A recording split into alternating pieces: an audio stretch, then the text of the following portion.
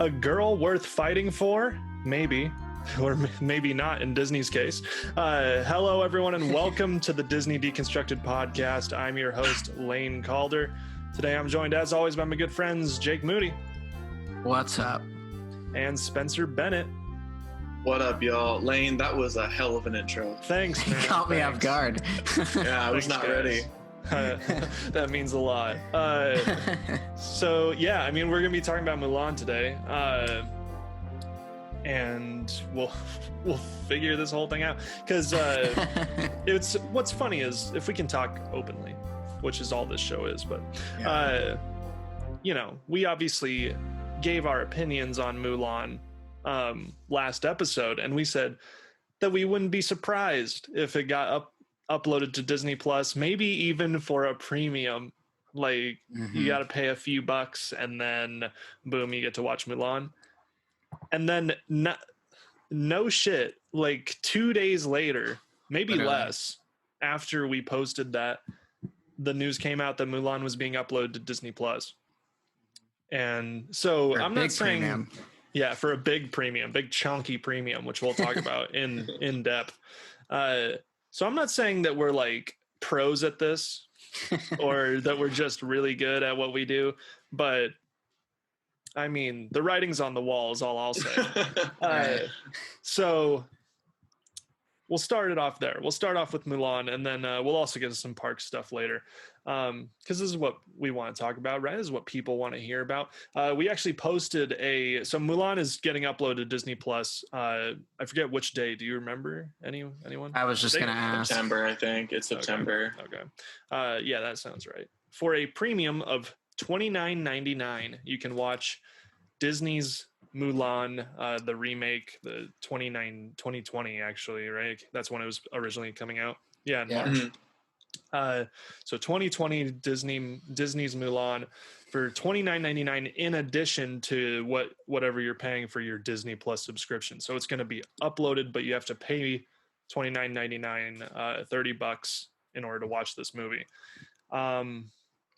We posted a poll on Twitter about, I think it was on Wednesday, and we said Mulan is officially coming to Disney Plus. We're going to talk all about it. And the poll basically asked people how they're feeling about it. Thank you to everyone who responded. So we had 12% say, "So litty, can't wait." 16% say, "Mulan who? That 90s film?" 20% say theater is the only way to go here, and 52%, the overwhelming majority, said $30 un poco ridiculous. So quite a conflicted group. Thank you to everyone who responded. Again, make sure you follow us on Twitter so that you can participate when we do cool stuff like this. We'll have our Twitter handles at the end of the show. So the overwhelming majority says they don't want to pay $30 to see this movie. Jake, give us your thoughts on this now that it's officially confirmed. Sure. Well, it's interesting. I mean, I will say right out the gate, when we were talking about this last week, we literally were like saying we could see Mulan coming to Disney Plus for a premium, maybe $2 or $3 extra, and you get to see. We were like Mulan. $2 maybe. And So it's obviously a very different number than what we thought it was going to be. I guess there's a lot of different ways to look at it. If you have a family, if you're sitting down with 2 kids and your wife, it makes perfect sense to spend $30. It's cheaper than it would have been to go to the theater and probably go out to dinner and get snacks. How it would have been a couple months ago. But on the same coin, it's if you're just sitting here by yourself or with one other friend, it becomes like a whole thing on a platform that you have to imagine is going to get Disney Plus, is going to get Mulan in a couple months. And then it's already one of these remakes, which is controversial enough to begin with. So I think it makes perfect sense for some people. I think for other people, they're going to find it better to wait or just to skip out on the movie. But it's definitely like going to be a case study to see how people go about this. I know Spencer watched Scoob when it came out to the Amazon version of this. Dude, was it $20? Scoob. It's not Scoob. It's Scoob. Yeah, it does have an exclamation point. It was 20 to rent, 25 to own. So I just bought it because I was like, on the off chance that I like really love this movie, what's the use in $5 more? Unfortunately, I didn't really love it. Yeah, I want those $5 back. But wow. Yeah, it was. I did do that. I did get Scoop. I guess my question, which gets really into the weeds of this, is I don't exactly know how you guys feel about it. Spencer and I were about to talk about it, and I was like, no, we got to save this for the podcast. But I personally voted for Mulan Who. That's a 90s film, right? Although this one sounded cool and definitely like more of a unique take than from what we've seen with some of the other live action remakes, still is a live action remake. And if you're going to ask me to pay $30 on top of what we're paying for, I probably would wait. But I'm wondering, this is why I said it's getting into the weeds of things. Because we all share an account, if we could all share it on our collective Disney Plus. Because I've seen people talk about like, it's not exactly like you pay $30 and you can only watch it the one time. It gets added to your platform. So I feel like if you're sharing it with people, which I'm sure a lot of people are, you could do that. Which in that case, I would love to watch Mulan. There's a lot of questions around profit, this. Man. A big question is, because we have a Disney Plus account that has all three of us on it as different profiles. So if I buy it for $30, does it is it available on both of your guys' profiles? That is a big question. And also you kind of answered this, I was wondering, is it going to be a one shot thing? You can only watch it once and then it's off. And would that also remove it for the other two profiles?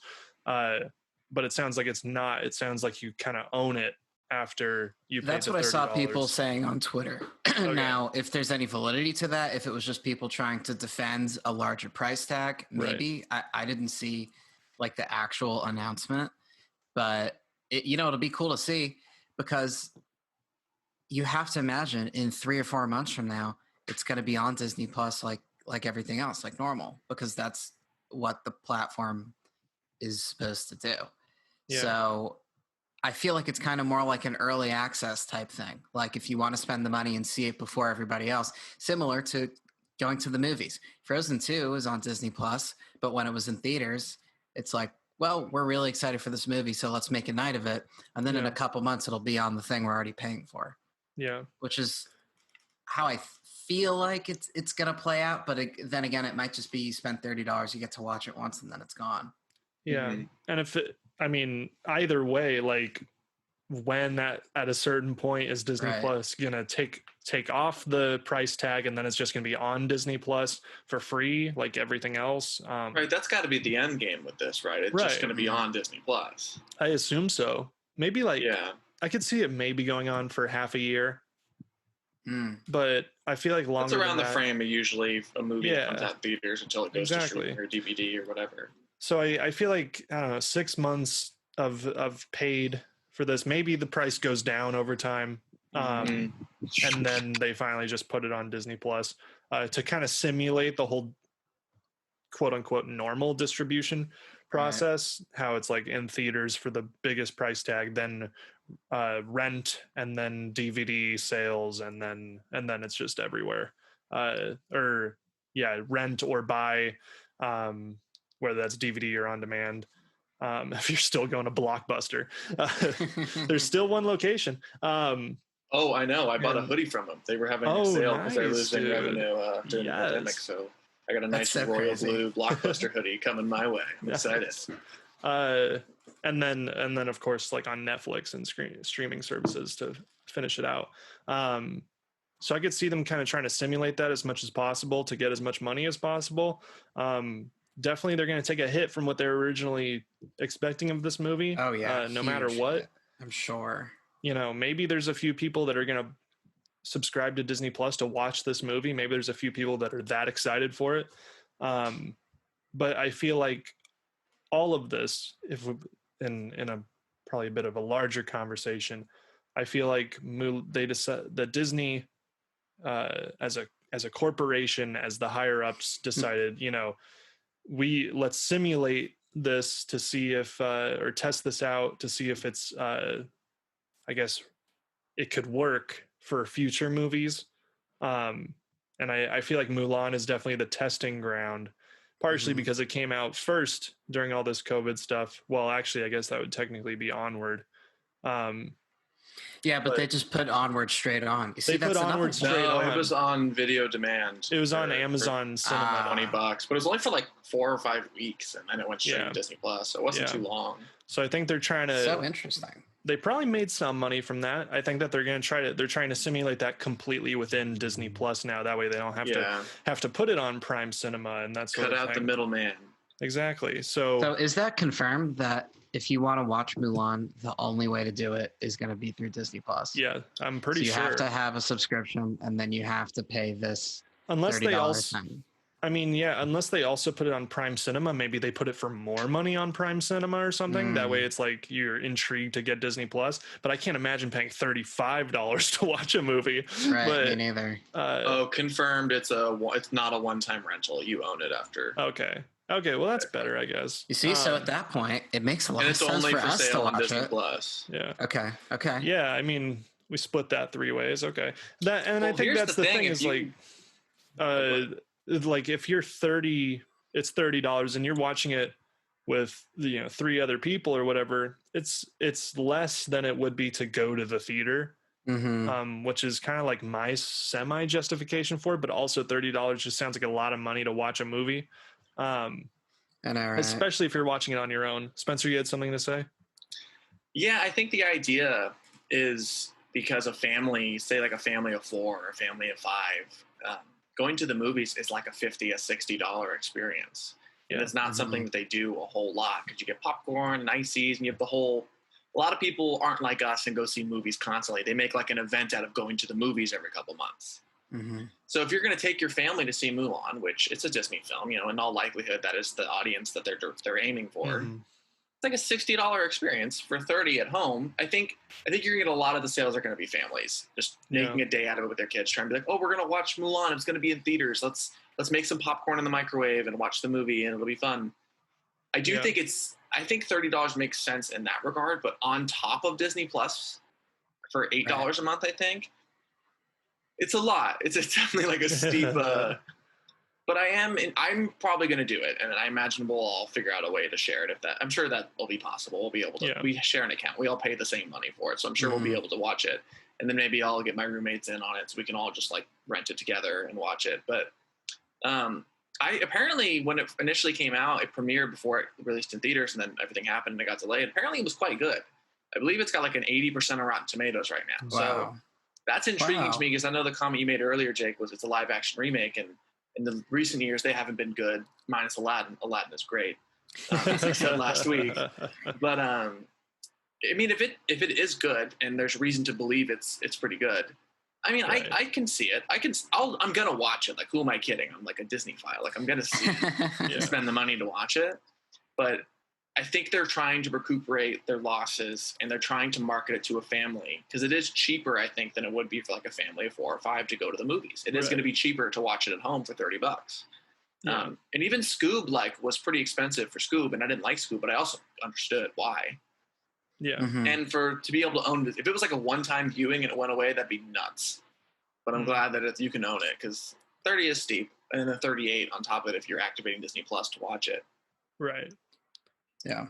So the big instant question that popped on Twitter after this news was dropped was, can we see Black Widow following suit and being uploaded for a premium? And that's kind of, like I said, I feel like Mulan, there is a lot of controversy around its production and shit like that. And they're like, you know what? We'll put it on Disney Plus for $30, see how it goes. We just want to, figure out what the best way to make money off of Black Widow is kind of my impression of what's happening. Because Black Widow was going to make, as we talked about last week, it was going to make a lot of money. A lot of people wanted to see it. It's a Marvel movie. Marvel movies generally do really well. box office wise.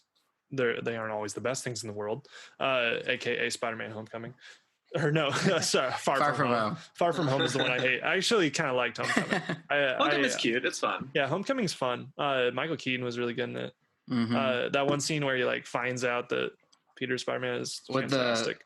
The lighting, like the red at the stop sign, and that's really good. Yeah, it was the best scene in the movie. It's the best scene in the movie. Absolutely. But anyway, I feel like that, you know, they're planning on making a lot of money off of this thing. And they're like, hey, you know, theaters might be out for a good while, which apparently the film industry didn't bank on. Most of us didn't really bank on that. But remember that Christopher Nolan said that they're going to release Tenet in theaters. Yeah. In July or something, and it's August and no Tenet, I don't think. No Tenet. But yeah, I feel like they're trying to figure out the best way to make money off of this thing. They need the money, and so they're like, you know what, we'll test it out with Mulan. Mulan was never going to make as much money as Black Widow was, and so this is kind of what they're doing. Obviously, we have to wait and see if people actually buy this thing. Or if the reaction I saw was overwhelmingly negative. There was a lot of people, like, granted we're a part of like the niche community of Diz Twitter, but the reaction I saw was a lot of people going like, no, I'm just gonna wait. Yeah, a lot of people were saying no, I'm gonna wait, or no, I'm just gonna stream it, you know, pirate it. And I feel like that is a serious thing that is definitely bound to happen if you're uploading the full quality of the movie for $30 on Screen Record's a thing, people. It's not that hard, and it's like when you're doing it straight to streaming, it's way more difficult. It's way easier to pirate it. Excuse me. Someone's gonna screen record that movie and upload it and to some website, and that's what happened with Mandalorian. Man, they banked on Mandalorian being this big boost for them when Disney Plus started, and it was. But there was also like record high piracy for it. Wow, it was pirated like crazy. Absolutely. I mean, the same thing happens for a lot of these, I guess, originals. Like, I don't know. I feel like, you know, you can, people go and pirate Game of Thrones all the time, you know, because it's like people don't want to pay for HBO because it's expensive as fuck. And they're like, hey, platform's got all sorts of problems. Someone uploaded all of Game of Thrones to illegalmoviewatch.com, like whatever, I don't know. And you know, they're probably going to do that. That's kind of how our generation is as a whole. I feel like is that our generation doesn't want to pay premiums for shit. We just feel like we deserve it. Like just for the sake of the conversation, if there's a movie that I want to watch and I do a quick search and it's not on any of the streaming services, I'm absolutely going to put at least 5 minutes into trying to find a stream for free before I commit to renting it. Yeah. It's just true because it's not hard. Yeah. So I'll do like a very quick search and just see if it's readily available somewhere before I commit to spending the $3.99 on Amazon or whatever it is. It's just true. Yeah. I think that I have to assume that Disney knows about this, and I would hope so, especially after, like you said, Spencer, the Mandalorian thing. But maybe they're like, you know what, some people are going to pirate it. We'll take that hit as long as we can make something off of this, because they haven't made any money off of the movie yet. And so I think in Disney's opinion right now, some might be better than none. I'm sure. So let me backtrack to something, Lane, you said earlier. Sure. So you think that this decision and whatever, putting Mulan on for a premium is for the most part to test the waters to then see if it's a viable option for something like Black Widow? I think so. You think like this is a stepping stone to that? Yeah, absolutely. Because like, I don't know, like, yeah, there are people like us who are kind of cautiously optimistic for Mulan. But I feel like most of the people that knew about it were like, I don't really want another Disney live action remake. And, you know, especially of Mulan, which is a beloved animated movie, kind of did it perfect the first time. What are you going to change now? You know, I mean, it was the same thing with Beauty and the Beast and Lion King. Yeah, exactly. Yeah, it was like you did it. these are some of the most beloved movies in the quote unquote Disney vault, and you're going to remake them, and then what do you do to them? What do you do different? Because they're pretty much flawless by most fans' opinions the first time. So I feel like they kind of saw that people weren't really too hyped about this movie. And when I say they, I just mean like, I don't know, Disney corporate people that wear suits. And, I feel like they must have figured this out and been like, you know what? Black Widow is our big money maker here at the end of the day, within their 2020 slate. And they're like, we'll try to figure out the best way to make money for Black Widow, and then upload. We'll do this with Onward, because we had to react quickly to the world situation and also kind of test out things. And then we'll do this with Mulan, and then we'll do this with Mulan, how it works, and then just kind of see how it works. Yeah, and I don't think it's all about Black Widow. I think that was going to be their big money maker for 2020. So that's why I'm saying Black Widow. But I feel like this is kind of a testing ground for just the future, and possibly the future film industry in general, is that people are just going to start uploading, studios are just going to start uploading movies to their individual streaming platforms for a fee. I could definitely see that happening, assuming that no one ever wants to go to a theater again. Right. Because it's gonna be a good while until people are comfortable sitting in a closed room with each other. I know, and even for me too. Like, so excited for Black Widow. But if let's just say, for the sake of a conversation, they put this movie out in next month, in like early October, whatever it is. As excited as I am for this movie, I don't know if I feel comfortable like putting a mask on, like wiping down this chair and being like, all right, let's go in a room with all these people. I just, it's weird. But to talk about like how fluid the situation is, it's so interesting, because I remember, it's funny, like I was seeing a lot of tweets about it, but like the first major motion picture movie to be put straight to streaming with a premium fee, which ended up doing really, really well, was Trolls World Tour, which is so funny. But I saw people being like, this is going to be in like film history books one day. Like, this fully changed the paradigm of theater experiences versus at home, because it Have you proves seen that the this thing is going to conspiracy make that money. Universal lied about the numbers? Wow, that's funny. I didn't know that. They just completely lied and it didn't make that much money, and it was just because like they control the numbers in that case. They can say whatever they want. I mean, I don't know if that's true, but I thought that was hilarious that the internet immediately jumped to, they're lying. Trolls can't make money. Well, anyway, so that movie came out, and then if you take the numbers at face value, it did great. Scoob came out. I'm sure it did well enough. I know a lot of people that watched it. And now Disney's, and then I guess so Onward had whatever track that went on, and now Mulan is forging its own thing, which is, let's see how this goes if we put it straight to our streaming, and then for all intents and purposes, a more blockbuster-esque movie, a more theatrical movie than these two. Because I mean, animation is like probably my favorite medium of movie at this point. Like, I love animation, but there is a certain quality to animation that I don't think is necessarily as in like tied to a theatrical experience as something like Mulan. Mulan's a big budget adventure movie.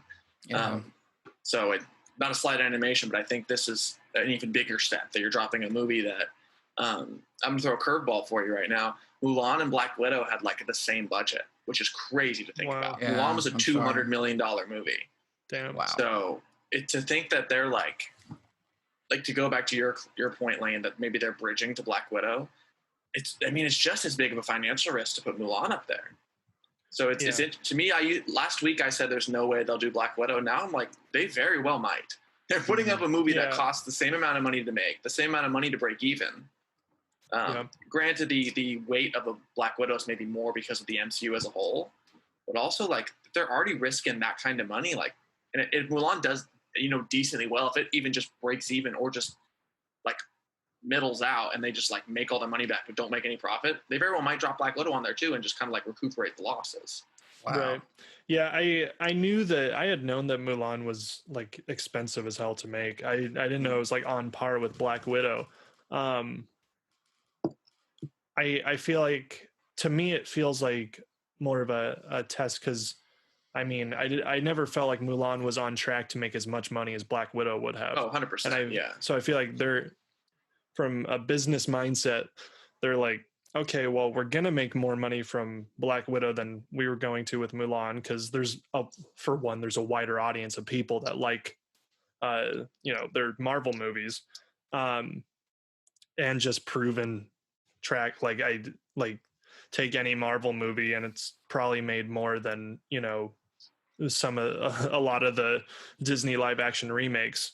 And on average, Marvel movies are just better quality than the live action remakes. Although Beauty and the Beast made a ton of money. Yeah, that was crazy. It made $1 billion, I think. And so did Aladdin and Lion King. All three of them made $1 billion. Yeah, I think Lion King is on the top 10 grossing movies of all time. I'm pretty sure. Which is nuts, dude. That movie is so bad. Yeah, dude, pretty ass. I mean, it's not bad. It's just like flawed from inception. Like, why? Well, it's just like my problem with Beauty and the Beast, where it's the same exact movie and the animation's better.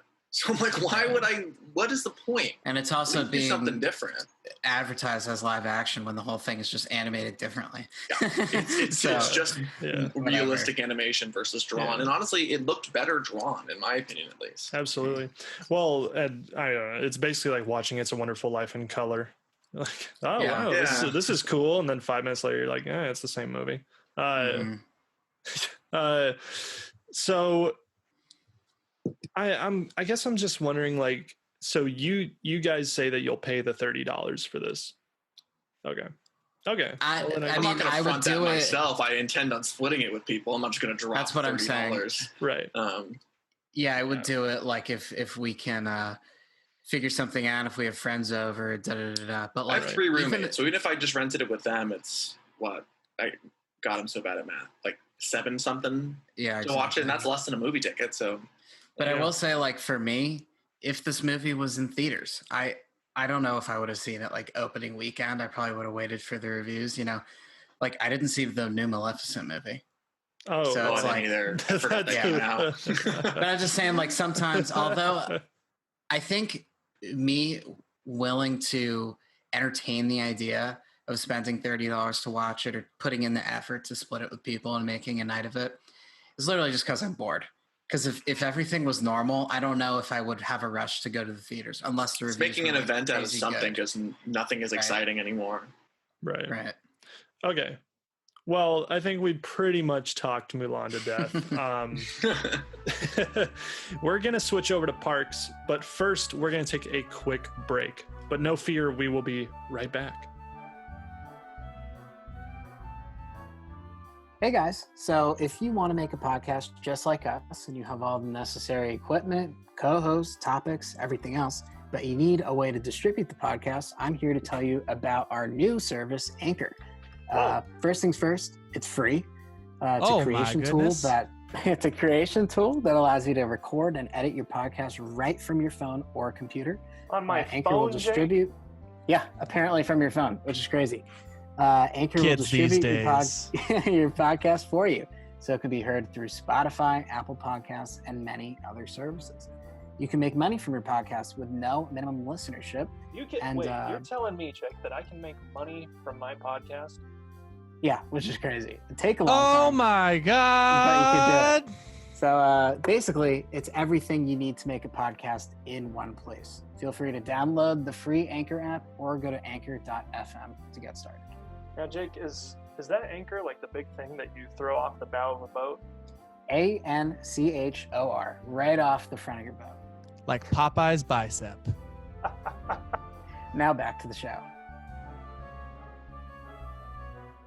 Hello and welcome back to the show. There's some parks news. There is some, even though most of them aren't, or some of them aren't open. It's switching every week. But Jake, you've got some news for us. Please do share. Sure. So basically, the news revolves around the Q3 earnings report, which came out mid to late last week, as when we were recording this on August 9th.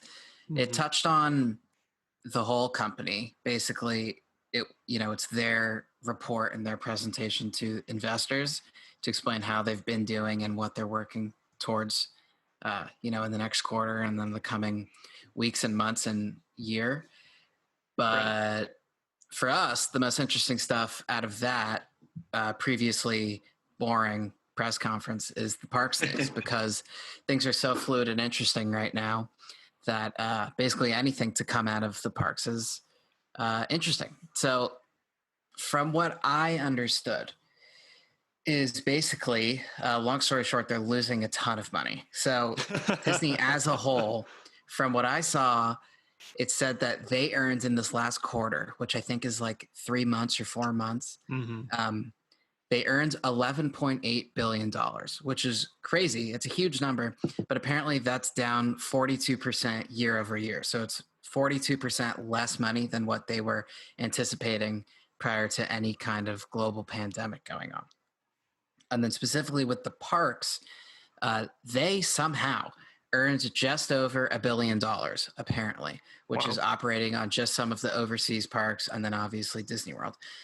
That number is down 83% from what they anticipate year over year. So obviously that sounds scary and sounds like there's not much that you can do to fix that, at least with like the overall company or like specifically with the studio, you can do things like put Mulan straight to Disney Plus or do things like, boost the comics for Marvel or something like that. But you can't exactly do anything for parks because they're either open or they're not. So 83% down is a big number. But then comparing it to some of the other parks, it doesn't sound somehow as bad. So Universal reported being down 94%. Cedar Fair reported being down 95%. So somehow it's not as bad. And then there are some things that you can pick and choose between what Chapek said, which, we can dissect. So the first big thing is that he said that according to their research, when they were looking at opening up Orlando, there's actually less people than anticipated. So whatever the number is that they've been doing, like with their social distancing and, limited capacity crowds, according to their research prior to opening, they thought that there was going to be more of a demand. And then they said that they're seeing less than expected, probably because like a week before they officially opened up like their reservation system, Florida started spiking again. And that's probably because they started opening up. Universal opened, the SeaWorld parks down there opened, things like that. And then there was a spike. So that's what they're saying caused the less people to be interested than what they thought. But in terms of the people that are going and that are spending money and keeping this thing moving, they said, quote unquote, they're finding that regular visitors, which is people coming from out of town, out of state, spending a long weekend or a week at the resorts, hotels, going out to dinner, whatever, they're finding that they're quote unquote marginally more valuable than annual pass holders. Now, that's interesting because you would think that they are a lot more valuable just because, like what I said, they're spending money to stay at the hotels. They're making an event of reserving a dinner thing. Especially in Florida. Right, exactly. Where that's APs crazy. can, if they wanted to, eat lunch at home, spend a couple hours, go home. They're finding that they're only marginally more valuable. So because of that, apparently they're basically opening the floodgates to people like annual pass holders. So with their reservation system, they were previously prioritizing families coming for like a vacation to give them a spot, but they are now prioritizing annual pass holders to give them more of an opportunity to come in because they're finding that they're almost equally, viable in terms of people that are going to spend money. And another thing is, I guess they recently opened it up to cast members. So previously, I guess whatever perk they have that lets them get into the parks as cast members, as guests, like, after hours or whatever, I guess that perk was not available for the last couple weeks. Now it is. Interesting. And then, that is a pretty interesting spot. And then the last big piece that I saw is they announced very proudly that specifically the Orlando resort is operating at a profit, which is crazy to imagine. I mean, obviously, you would think that they wouldn't be open if they couldn't be operating at a profit. Right. But they say they are. I guess a lot of people are claiming that, not that they're fudging the numbers, but it would be plausible to think that putting the NBA bubble there and then having that MLS tournament a couple months ago there couldn't hurt, right? That's like a big extra cash influx that doesn't count with the apparently only like 10% filled parks and things like that. Mm-hmm.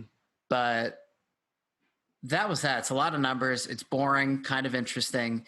The other thing is literally not one single mention of Disneyland. They didn't say, unfortunately, we weren't able to open it when anticipated. They didn't say we're working on it. They didn't say we're not working on it. They just didn't mention Disneyland at all. They apparently very much focused on Orlando. California, beyond just the pandemic, I mean, just the status of like, because the governor straight up wouldn't let them open. And I know that that's what they waited for before to open, was like a day or something, like Newsom was going to issue reopenings for theme parks on July 4th or something. And that just didn't happen. Obviously, it's now August, whatever. Right. But I don't know what the date is. I'm The excusing 9th, Spencer. the 9th. There it is. There it is. The 9th. But So it's that makes oh, you go ahead. I'm just saying it's interesting to look at how all this stuff played out, because when we're sitting here talking about how excited we are for Princess and the Frog or re-themes of things, or still talking to death Galaxy's Edge and things like that, it is a full-on real business with big numbers and percentages and things like that, and this has to be one of the more complicated situations parks and resorts has ever been in. So it's just cool to, like, again, to say, get in the weeds of this kind of stuff. Mm-hmm. Oh yeah, there's a lot of weeds. Like literally so many. You got to take a big old like adventure movie machete to cut down those weeds. Yeah.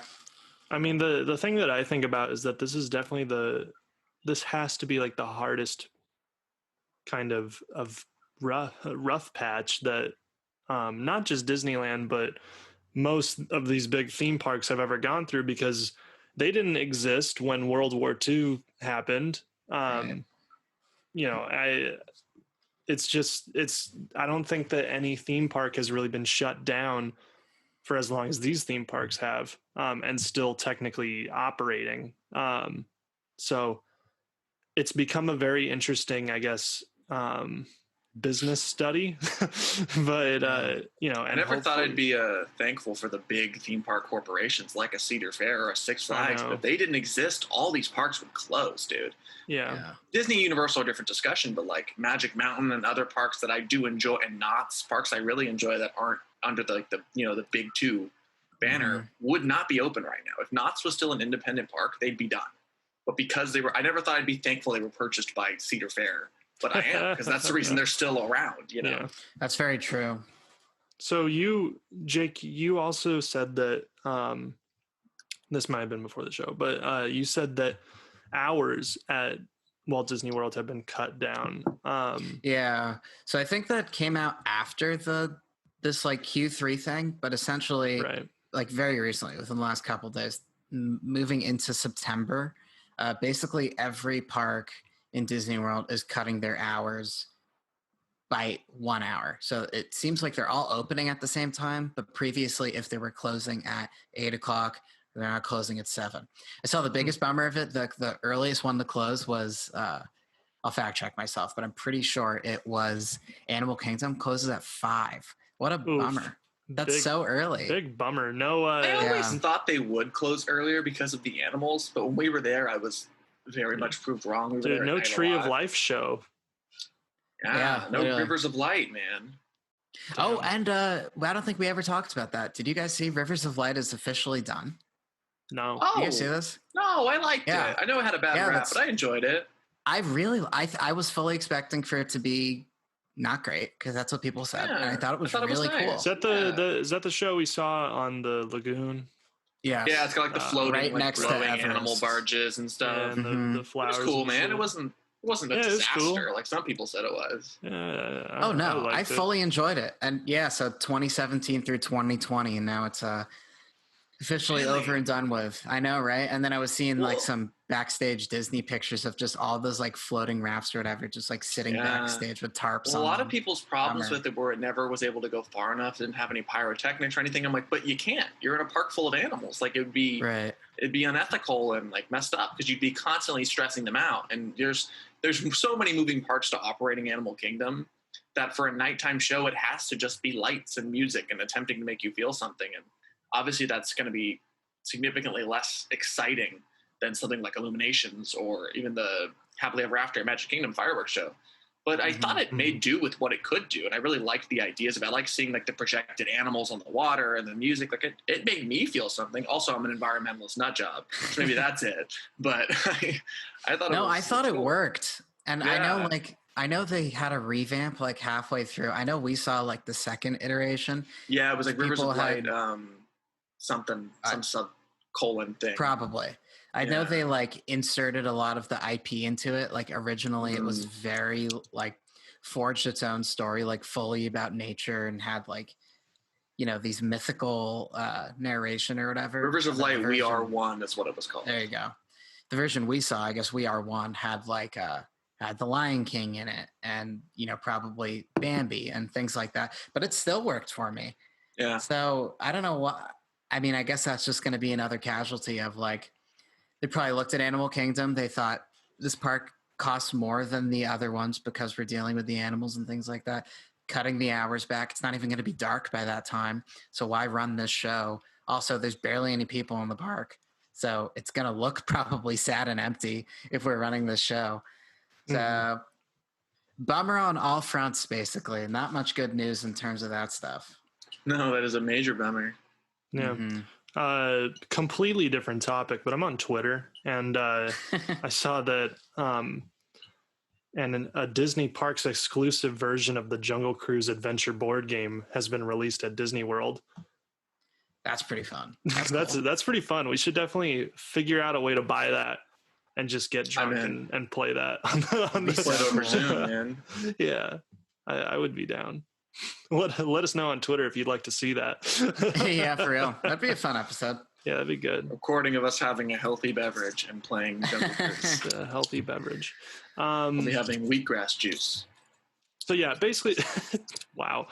So basically, remember that from Jamba Juice? You could take shots of grass. Yeah, dude, I absolutely remember that. I mean, I assume that you still can. Jamba Juice still open, right? They changed the name to Jamba and changed their logo. Oh, I know, weird, right? Yeah. They're really trying to like tap into a different audience. Yeah. Unrelated, but yeah. Their breakfast shit always sucked. I guess did you say their breakfast stuff sucked? Yeah. Yeah, probably wasn't great.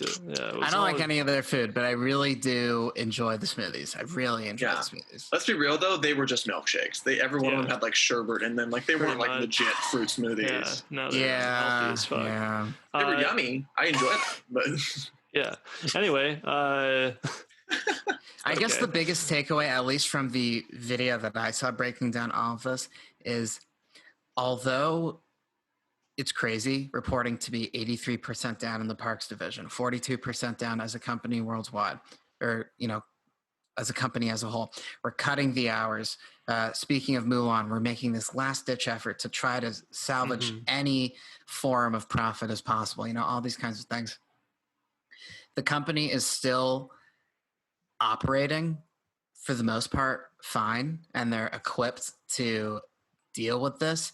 And it's not like we're going to open up the news in a week or 2 weeks from now and see that Disney's filing for bankruptcy.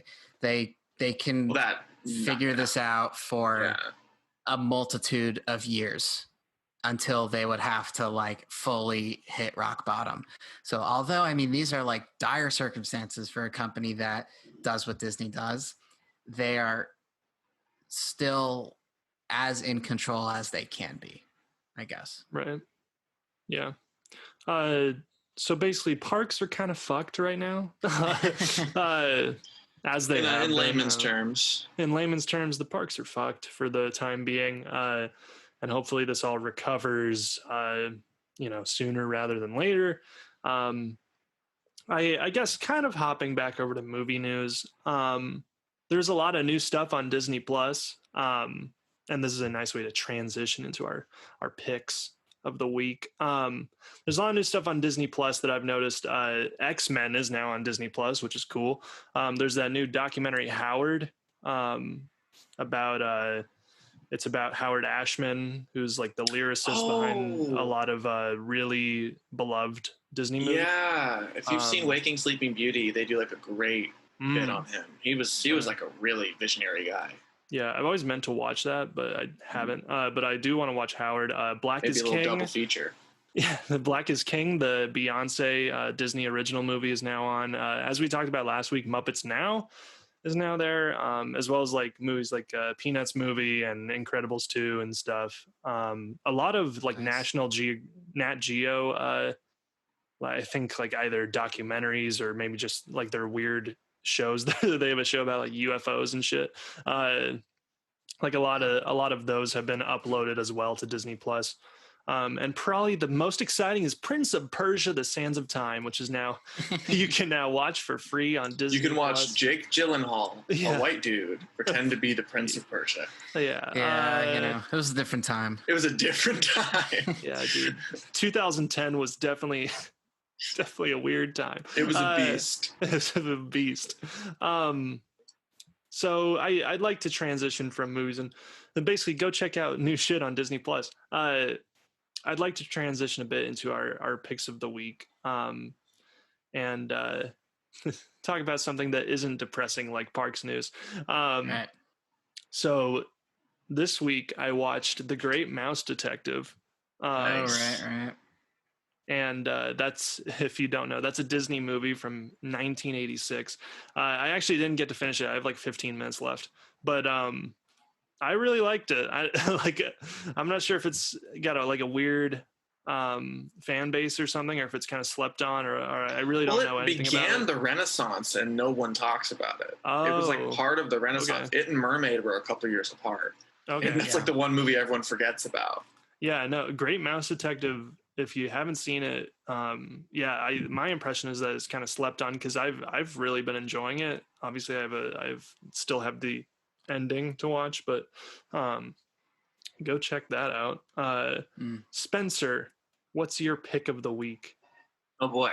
Okay, so a couple days ago, one of my roommates, his name is Alex. He's a great guy, and his favorite movie growing up, great guy, was the Nicolas Cage classic National Treasure.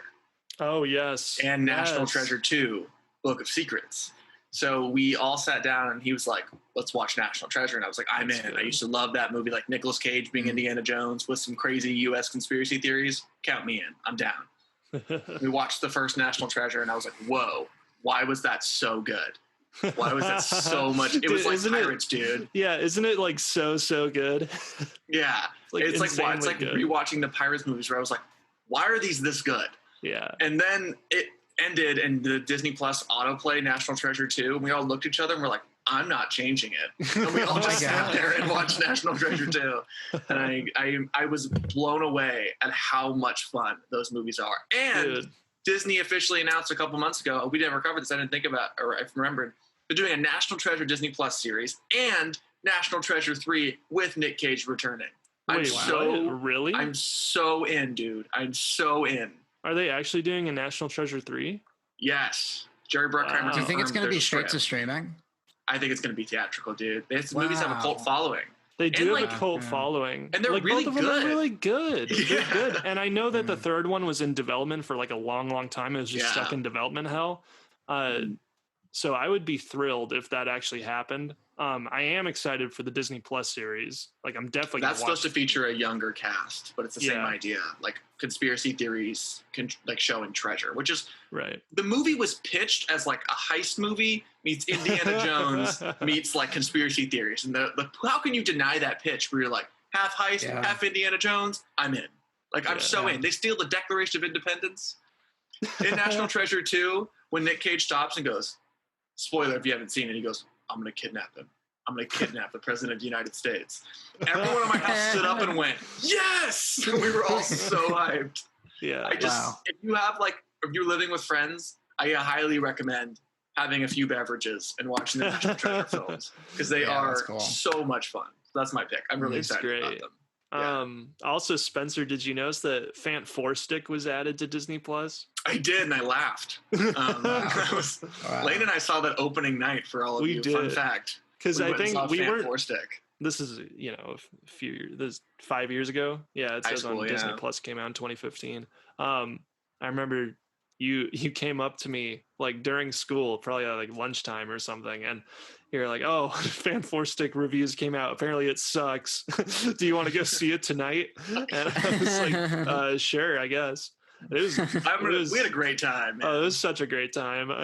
Wow. That's a where movie Dr. Doom is like walking through the hallway and starts blowing up people's heads. I remember you like hit me like you're like, what? Like you were so Yeah, that is a different movie to watch with some friends and some drinks. Like it's that kind of bad movie that's so bad that it's just the best fucking thing that's ever been made. It's so good. Yeah, it is. Release the Trank cut. What's the director's name? Josh Trank. Yeah, I don't know, we gotta man. release the Trank Fan cut. Four Stick we have right now is perfect. Yeah. The best part is it's actually good for 20 minutes. It's it starts good. You're like, oh, this isn't that bad. And then on screen, it just goes 1 year later. And you're like, wait, what? Like, we're just skipping the part where they're the Fantastic Four.